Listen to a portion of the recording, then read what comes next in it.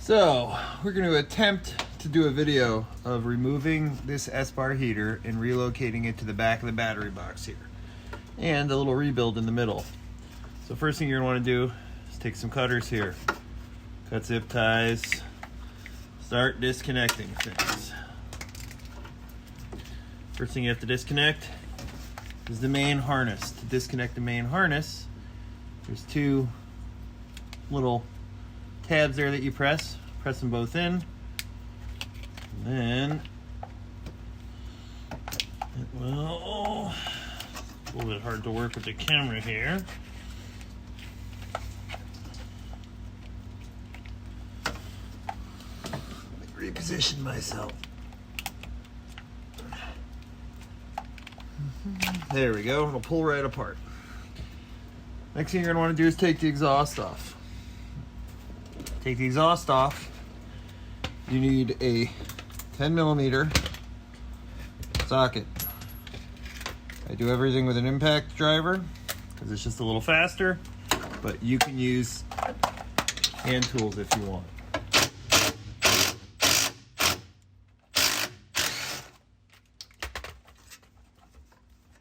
Take the clamp off and then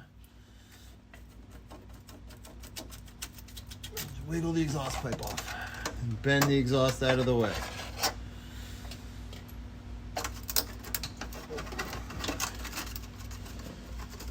Just gotta get it out of your way.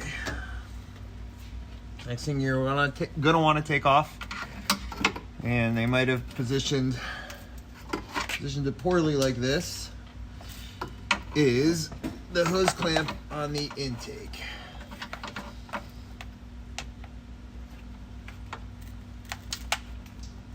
Go. Just loosen that and then pull the intake pipe down. Now we're basically ready to start unbolting the heater. Now there's a little 5mm Allen screw kind of buried up in here, and it's impossible to get to. So the best way to get the heater off is to actually take this bracket off. Now if you have a van that hasn't been converted to lithium, there's going to be a battery in this space. There's a bolt here and a bolt here, and then there's two 3/8 headed bolts here. I'm going to take both those out, and then the whole heater is going to drop with the bracket. Just find my tools here that I need.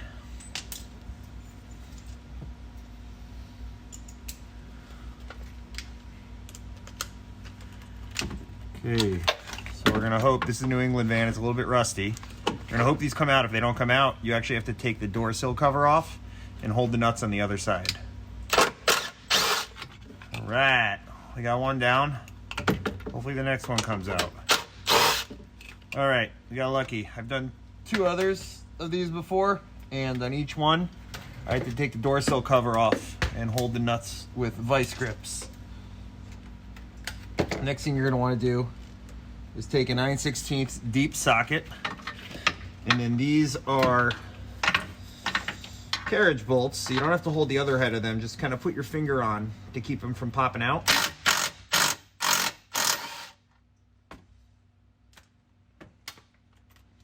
And then we're going to take both of these out.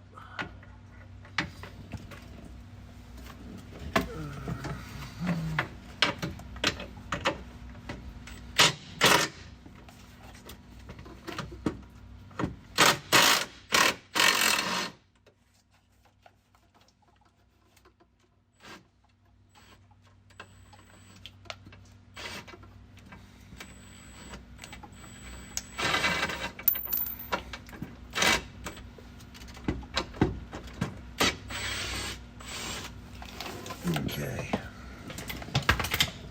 Now if there's a battery in place, you can reach above the battery and get to those, but it's not easy. So it is probably easiest, even though it seems like a lot of work, to take the battery out. When you take the battery out, disconnect the ground, tape over all the ground terminals, disconnect the positive, tape over all the positive, and then you can take the battery out without disconnecting everything else. But if you take it out without taping stuff, you could create a short and get some nice little fireworks. Then you're going to want to, if we're relocating the heater, we're not going to need those bolts No washers anymore. Bam. All right. So now we've got the heater loose. You can't. So in this particular van, the bolt that holds the heater onto the bracket was cross-threaded and seized, so it cannot come out any further. So in this case, you have to basically yank the heater down, and this would be impossible to do with the battery in place.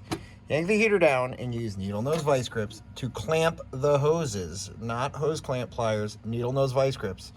Trust me, hose clamp pliers don't work. They suck. They're not good. And you're basically just going to want to cut those hoses. Don't mess with the clamps. It's a waste of time. Cut the hoses and cut the fuel line just above the nipples that they attach to, and then the heater is going to drop out. When you do this, have something to catch the glycol. You don't need to drain the whole system because we have the clamps there, but there'll be glycol in the heater. So I'm going to switch back to the stationary camera and show you what that whole process looks like. All right, so first thing first, we're gonna wanna have these little sort of puppy pee pads, spill pads. Put one on the ground. It's very hard to catch everything in a bucket, so just get a nice absorbent pad, put it on the ground under the heater. Next thing you're gonna wanna use is cutters like this. If you have them, that use a razor blade to cut hoses.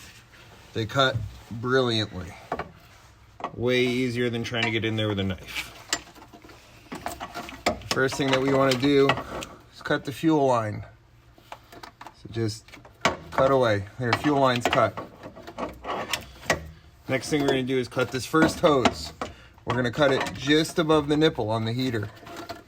So this is going to make a bit of a mess now, so don't wear your nice clothes. And you're going to cut away, and there we go. Okay, one hose cut. Now I gotta move some wiring out of the way and sneak in there for the second hose. Let me reposition the camera a little bit here. Ooh, a little too much. There we go. So the hoses are pretty flexible, so you can kind of see it right.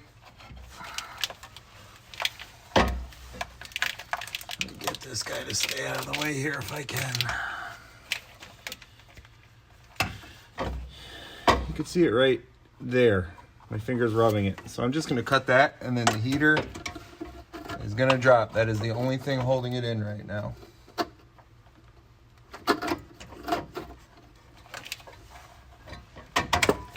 There we go. Heater and bracket are out. Alright, so now we have the heater remounted to the back of the battery box. With the batteries out, you can use bolts, screws, rivets, kind of whatever you want to attach the battery bracket to the back of the battery box. I'm sorry, the heater bracket to the back of the battery box. And then you can see how I use the vice grips to keep the coolant from flowing out.